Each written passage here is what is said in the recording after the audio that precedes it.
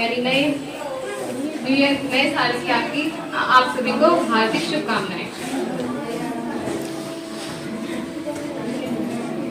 सबसे पहले सद्गुरु माता जी के पावन चरणों में मेरा सादर दंडवत प्रणाम और महापुरुषों, साधु संतों और इस जगत को चलाने वाले परम पिता परमेश्वर को भी मेरा सादर दंडवत प्रणाम। संस्कार रहित जीवन के बारे में आज मैं आपको बताने जा रही हूँ। तो हमारे समाज का एक हिस्सा ही बन गया है। इस समय की पीढ़ी को संस्कार रहित जीवन जीना एक फैशन ही बन गया है और जो भी व्यक्ति संस्कार रहित जीवन के बारे में बताता है या समझाता है या उस पर चलने के लिए कहता है तो हमारी युवा पीढ़ी उसको ओल्ड फैशन कहकर बेइज्जत कर देती है और संस्कृति और सभ्यता को अपना कर चलना हम लोगों की क्या बन गई, गुलामी बन गई है। लेकिन नशे में मस्त घूमने में उन्हें आजादी का आनंद अनुभव होता है।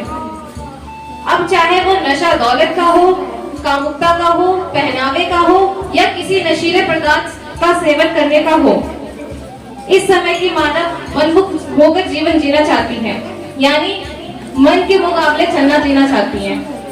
अब चाहे वो सही हो या गलत हो, उसकी स्थिति इसी प्रकार की हो गई है कि वह सही गलत का भी फैसला नहीं कर पाती है।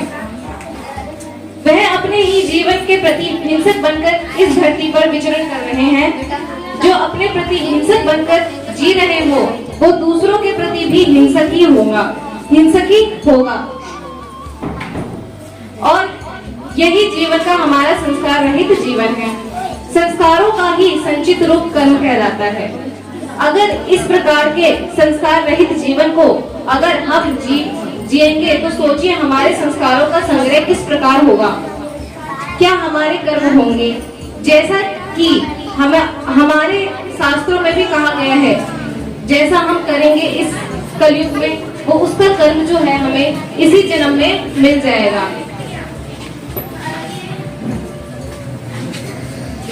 वैसे भी हमें ये जीवन पहले से ही कर्मों के बंधनों से बनकर मिला है और उसके ऊपर फिर भी हम इस जीवन को संस्कार रहित जीवन बना कर जीते हैं, जिसके कारण कुकर्मों का हम एक महल खड़ा कर लेते हैं।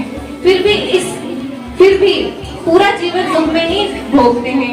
आज के मानव की हालत बद से बदतर हो गई है। उनका लालच इतना बढ़ गया है कि ना वह खुद जिएंगे और ना ही किसी को जीने देंगे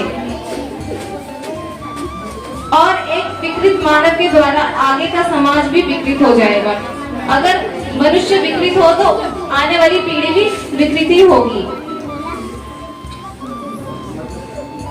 और ऐसे मानव को हम अपना गुरु, अपना नेता और अपना अभिनेता बनाकर बैठ जाते हैं, जो हमें भोग विलास की जिंदगी हमें जीना सिखाते हैं और हम उनकी बातों में आकर अपने बिजनेस का एक माहौल खड़ा कर देते हैं।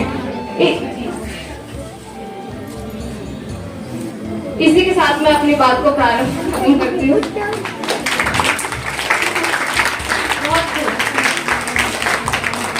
दीदी ने बहुत अच्छा बोला, तो बस कितनी बात है दीदी के लिए। आप लोगों के लिए मैम है, मेरे लिए दीदी है, ठीक है।